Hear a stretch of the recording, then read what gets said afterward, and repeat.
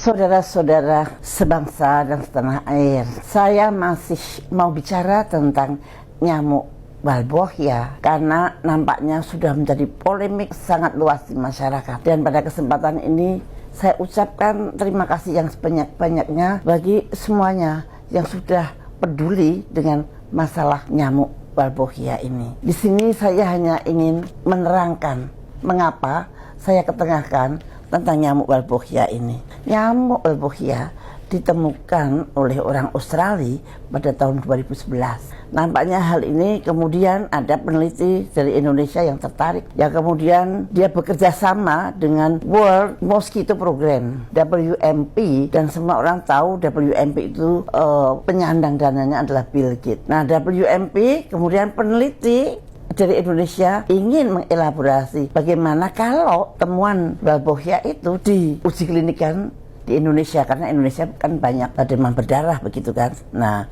barangkali bisa menjadi alternatif. Kemudian peneliti dari UGM ini mendapat dana dari konglomerat Indonesia, kalau nggak salah dari Pak Tahija. Pak Tahija mungkin nama orang ya, kayak saya kira Pak Tahija nama orang. Ya, saya baca di tulisannya Pak Dahlan Iskan. Pak Tahija ini salah satu pemilik saham dari Freeport. Nah, itu jadi yang membiayai itu pemilik saham Freeport, kemudian WMP yang di belakangnya ada Bill Gates, dan kemudian peneliti dari Gajah Mada. Penelitiannya itu kemudian dilakukan dengan menyebar nyamuk yang sudah diselipin Walbochia di dalam selnya.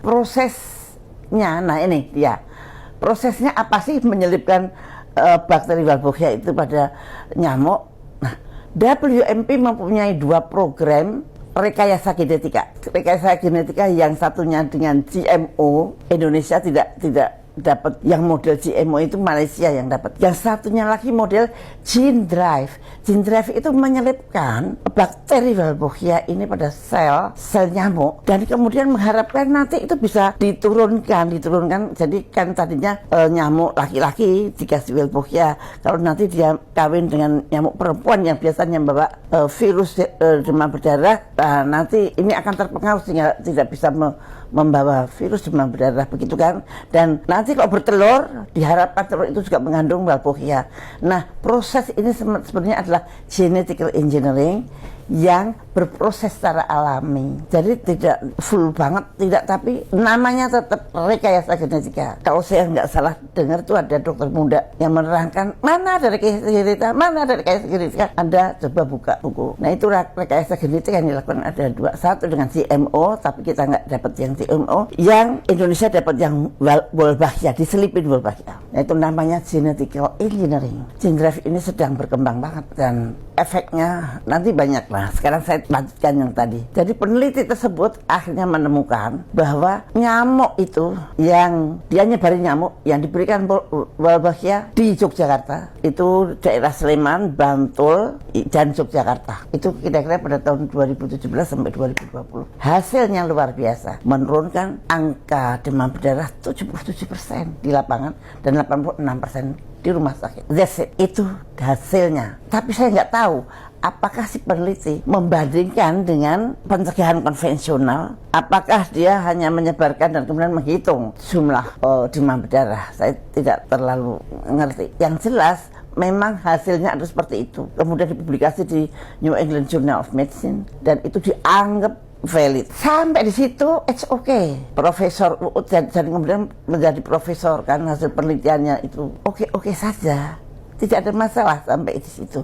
Itu kegiatan penelitian akademis. Namun pada tahun 2002 Menteri Kesehatan membuat suatu SK dengan nomor 1341 tahun 2022. Menteri Kesehatan akan menerapkan inovasi tersebut di 5 daerah, yaitu Semarang, Jakarta Barat, Bandung, Bontang, Kupang, dan Bali. Ada 6. Kenapa kok diterapkan? Nah, itu yang saya pertanyaannya yang Anda harus kritis. Soal penelitian it's okay, bahwa itu dibuktikan bisa menurunkan. Tapi apakah kita butuh itu di Indonesia? Nah, itu butuh pengkajian lagi. Kalau yang saya tahu, yang pengen menyebarluaskan hasil itu adalah WMP.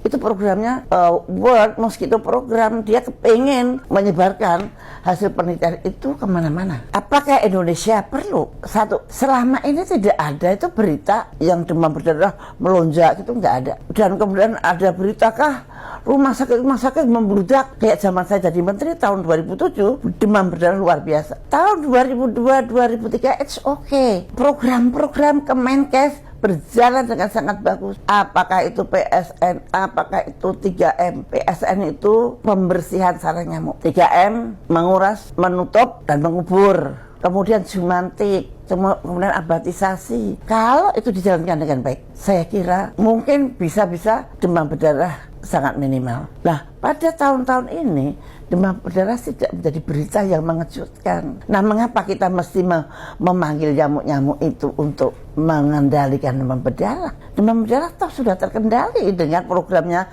Kemenkes yang sukses. Benar loh, program Kemenkes saya acungin jempol bisa mengendalikan demam berdarah tanpa nyamuk. Tiba-tiba nyamuk itu dimasukkan sebagai alternatif. Menurut saya alasannya kenapa kita memakai nyamuk di negara kita ini yang mesti tanda tanya besar. Karena saya pernah menjadi Menteri Kesehatan, saya jadi berpikir, loh kenapa kita mesti memanggil nyamuk segitu banyak, ratusan juta? Betapapun juga pasti akan mengganggu lingkungan. Walaupun hasil penelitiannya Profesor Uut baik-baik saja. Coba sekarang yang bilang baik, berani nggak rumah Anda saya dipasangin 1 juta aja nyamuk di kamar Anda. Kalau Anda nyamuk itu Anda bilang baik-baik saja, Anda mau kamar Anda dikasih 1 juta nyamuk itu baru ngengengnya aja sudah bikin bising.